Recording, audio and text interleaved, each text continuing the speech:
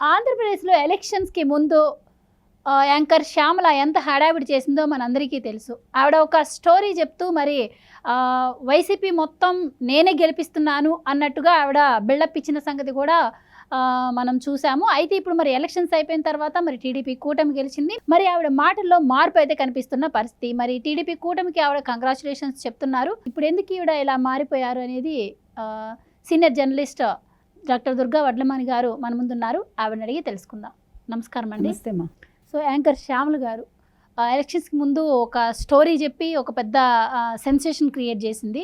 ఆ తర్వాత ఇప్పుడు మళ్ళీ ఎలక్షన్స్ అయిపోయిన తర్వాత నేను ఎవరిని వ్యక్తిగతంగా విమర్శించలేదు, నాకు ఎవరి మీద కక్ష పగ లేవు, టీడీపీ కూటమి కూడా ఏంటి ప్రజలకు మంచి చేస్తుందని ఆశిస్తున్నాను అని చెప్పి ఆవిడ చెప్తుంది.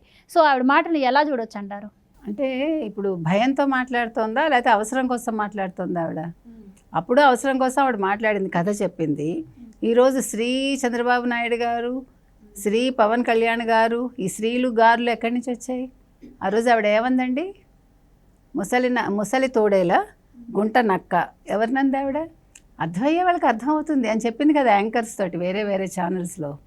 మరి సింహం అనగానే జగన్ గుర్తుకొచ్చేసాడు ఒక యాంకర్కి. వీళ్ళిద్దరి పేర్లు వాళ్ళు చెప్పలేదు, ఈవిడ చెప్పలేదు. అందరి ఊహకి విఘ్నతకి వదిలేసింది ఆవిడ. మరి ఇప్పుడు నువ్వు కూడా నీ ఊహ నువ్వేంటో చూసుకో. ఇప్పుడు నేను అనేది ఏంటంటే, నీకు డబ్బు అవసరం ఉంటే ఉండొచ్చు, అది దాని గురించి మనం మాట్లాడం. కానీ నువ్వు మాట్లాడే ముందు ఏం మాట్లాడుతున్నావు, దాని పర్యవసానాలు ఎలా ఉంటాయి తెలుసుకోవాలి కదా. ఇప్పుడు నువ్వు ఓడిపోయాక వీళ్ళని మర్యాద ఇచ్చేస్తే నేను మర్చిపోతారా నువ్వు చేసింది? నువ్వు వ్యక్తిగతంగా విమర్శలు చేయలేదు అని చెప్తున్నారు ఆవిడ. వ్యక్తిగతంగానే కదా చేసింది. ఎవరిని చేసింది? ఇప్పుడు ఆ కథ వల్లే కదా ఆవిడ అంత ట్రోలింగ్ గురైంది. అంటే అందరు జనాలు పిచ్చాళ్ళ? అంటే ఇప్పుడు జనాలు పిచ్చాకే ఇప్పుడు తెలుగుదేశానికి ఓటేశారా? నీకు ఒక పార్టీ మీద ఇంట్రెస్ట్ ఉంటే ఉండని, కానీ మాట్లాడేటప్పుడు మాటలు జాగ్రత్తగా మాట్లాడాలి. నువ్వు ఎవరిని అంటున్నావు, నీ స్టేచర్ ఏంటి, నీ వయసు ఏంటి, నువ్వు ఎవరిని అంటున్నావు, ఇవన్నీ తెలుసుకుని మాట్లాడితే ప్రజలు కూడా నిన్నేది అనరు. కానీ ఈరోజు నన్ను బెదిరింపు కాల్సి వస్తున్నాయి నవ్వుతూ చెప్తోంది ఆవిడ. మీరు అది కూడా చూసారంటే, నవ్వుతూ ఎవడైనా చెప్తాడు నీకు బెదిరింపు కాల్సి వస్తే నువ్వు భయపడతావా లేకపోతే నవ్వుతూ చెప్తావా? అంటే ఊరికే నువ్వు మాట్లాడడం కోసం చెప్తున్నావా? ఇప్పుడు నీకు అవకాశాల కోసం మాట్లాడుతున్నావా నువ్వు? నేను అదే చెప్తున్నానండి. ఇప్పుడు శ్యామలనే కాదు, చాలామంది ఇదే పని చేశారు. చాలామంది ఛానల్స్ వాళ్ళు కూడా ఇలాంటి వాటిని ఎంకరేజ్ చేశారు. ముఖ్యంగా ఈవిడ ఈ కథ చెప్పడానికి కారణం సజ్జల భార్గవరెడ్డి అయి ఉంటారు. కాబట్టి శ్యామల ఎలా సారీ చెప్పిందో, ఇప్పుడు నేను అదే వ్యక్తిగత విమర్శలు చేయలేదందో, సజ్జల భార్గవరెడ్డి కూడా క్షమాపణ చెప్పాలి.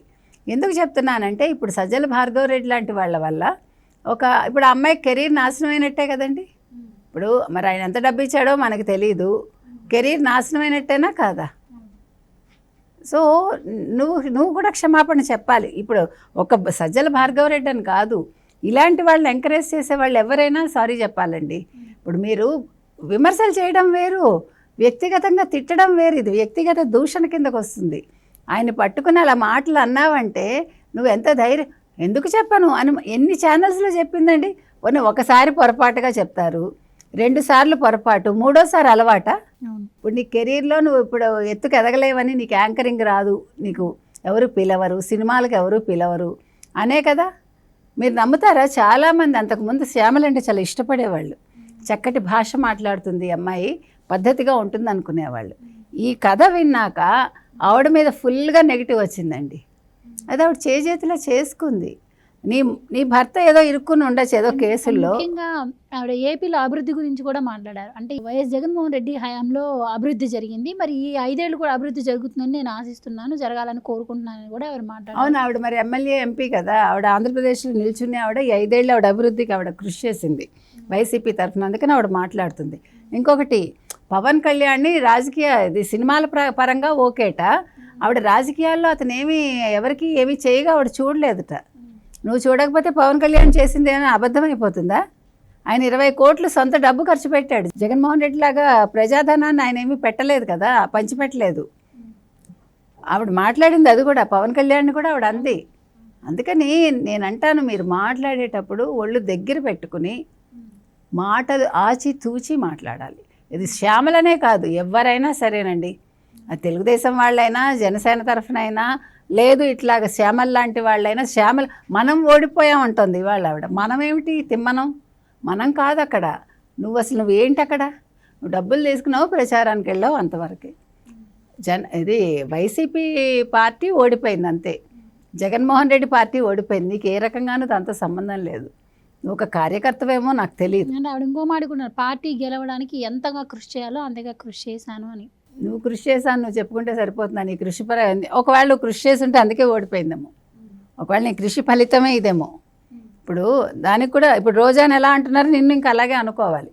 ఇప్పుడు పార్టీ ఓడిపోవటానికి ఒక రోజా కారణం, ఒక కొడాలి నాని కారణం, ఒక వల్లభనేని వంశీ కారణం, ఒక అంబటి రాంబాబు కారణం, ఒక బొత్స కారణం, ఇప్పుడు శ్యామల కూడా కారణం. ఆ లిస్టులోకి నువ్వు కూడా చేరు, ఏమీ లేకుండానే ఆ లిస్టులో చేరు, పెద్దవాళ్ళ లిస్టులో. కాబట్టి అసలు ఇది పద్ధతి కాదండి. ఎన్నికల్లో కావచ్చు, ఎన్నికల ముందు తర్వాత కూడా ఎవరైనా ఒళ్ళు దగ్గర పెట్టుకుని మాట్లాడాలి. నువ్వేంటి, నీ స్థాయి ఏంటి తెలుసుకో శ్యామల. నేను చెప్తున్నది అది. నాకు చాలా అసలు ఆ కథ విన్నాకే కోపం వచ్చింది. అదర్వైజ్ ఆవిడెవరో నాకేంటి అవసరం అసలు మాట్లాడటానికి. ఇప్పుడు కూడా ఎందుకు మాట్లాడుతున్నావు అంటే, అంత తిట్టి నువ్వు ఈరోజు మర్యాద ఇవ్వటం ఏంటి? ఆవిడ కదే కాదు, చాలా వీడియోస్ కూడా రిలీజ్ చేశారు. ఆ పవన్ కళ్యాణ్ గురించి మీరు అన్నట్టు, ఆ తర్వాత చంద్రబాబు గురించి ఏవో మాట్లాడుతా మాటికి ఒక వీడియో కూడా, చాలా వీడియోస్ ఆవిడ రిలీజ్ చేశారు ఎలక్షన్స్ ముందు. మరి ఈవిడ చాలా 40 ఏళ్ళుగా చంద్రబాబు నాయుడు గారితో ఆవిడ పనిచేశారు కదా, ఆవిడకి అన్నీ తెలుసు, ఆవిడ చూశారు పాపం. మరి అందుకని ఆంధ్రప్రదేశ్ అభివృద్ధి ఆవిడకి బాగా తెలుసు. అందులో 5 ఏళ్లలో జరిగిన అభివృద్ధి ఏంటో ప్రజలు చూశాకే కదా తీర్పిచ్చారు. మళ్ళీ 5 ఏళ్ళు అభివృద్ధి చెందింది, ఈ 5 ఏళ్ళు అభివృద్ధి ఆశిస్తున్నాను. నువ్వెవరు ఆశించడానికి? నువ్వేనా ఆంధ్రప్రదేశ్లోనే ఉంటున్నావు? నువ్వు ఉండేది హైదరాబాద్. నువ్వెందుకు మాట్లాడతావు? నీకు అసలు అవసరమే లేదు. నువ్వు డబ్బులు తీసుకున్నావు, నీ పని అయిపోయింది, నువ్వు గమ్మున నోరు మూసుకు కూర్చో, అంతే కదా. ఈ విషయంలో మాత్రం ఎవరిని మనం స్పేర్ చేయక్కర్లేదండి. అలాగే పంచప్రభాకర్ కూడా ఇవాళ మాట్లాడారు, బాగా జగన్మోహన్ రెడ్డిని తిడుతున్నాడు, చంద్రబాబు నాయుడుని చూసి నేర్చుకొని. మాట అన్నారు, సజ్జల భార్గవ్ గారు ఈ స్క్రిప్ట్ ఇచ్చారు అని చెప్పి. అంటే గతంలో గీతాంజలి కూడా మరణం అప్పుడు కూడా సజ్జల భార్గవ్ రెడ్డి స్క్రిప్ట్ ఉంది అని చెప్పి ఆవిడ తాడేపల్లి ప్యాలెస్ వెళ్ళేసి వస్తుంది అని చెప్పి కూడా కొన్ని వార్తలు వచ్చినాయి. మరి ఓ పక్క చూసుకుంటే సజ్జల భార్గవ్ గారు బయటకు వచ్చి మా ప్రభుత్వం మహిళలకు మర్యాదనిస్తుంది అని చెప్పి మా జగన్మోహన్ రెడ్డి గారు మహిళలంటే మర్యాద, వాళ్ళ గురించి ఎలాంటి తప్పుడు వార్తలు ఇలాంటివి చేయొద్దని చెప్పి ఒక పక్క ప్రచారం చేసుకుంటూ ఇలా మహిళల చేత స్క్రిప్ట్ ఇచ్చి చేయించుకోవడాన్ని ఎలా చూడొచ్చు అంటారు? చాలా అవునండి. అసలు మహిళల్ని ఆయన కించపరిచాడు, సొంత చెల్లెల్ని అయితే తిట్టిస్తాడు కదా. తను అంటాడు, చుట్టూ ఉన్న వాళ్ళ చేత అనిపిస్తాడు, అంత సంస్కారం అయింది. కాబట్టి ఆయన మాటలు మనం చాలా చక్కగా నమ్మాలి. గీతాంజలి విషయంలో కూడా ఏం జరిగిందో వాళ్ళందరికీ తెలుసు. గీతాంజలి చనిపోవటానికి వీళ్ళే కారణం. అంటే వీళ్ళు గెలవడం కోసం వీళ్ళు ఎంతకైనా దిగజారుతారు. మనం ఆల్రెడీ గులకరాయి సతీష్ కేసు చూసాము. గులకరాయి సతీష్ బయటకు వచ్చి ఏం మాట్లాడాడో చూసాం మనం.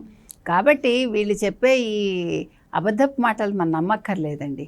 ఏదేమైనా శ్యామలే కాదు, కొన్ని ఛానల్సే కాదు, కొన్ని యూట్యూబ్ ఛానల్సే కాదు, వాళ్ళు మాట్లాడుతున్న మాటలు జగన్మోహన్ రెడ్డికి వాళ్ళు బాగా అంటే తిన్నందుకు మరి వాళ్ళు బాగా ఆయనకి విధేయతగా ఉన్నారు, లేకపోతే మరి ఏంటో మనకు తెలియదండి. కానీ వీళ్ళందరూ కూడా నేర్చుకోవాలి. డబ్బులు తీసుకుంటే తీసుకోండి, తిట్టే ముందు మీ నోరు అదుపులో పెట్టుకోండి, పదాలు జాగ్రత్తగా వాడండి. పెద్దవాళ్ళని ఎవరినైనా తిట్టేటప్పుడు మీ స్థాయి ఏంటో తెలుసుకోండి. Right madam, thank you.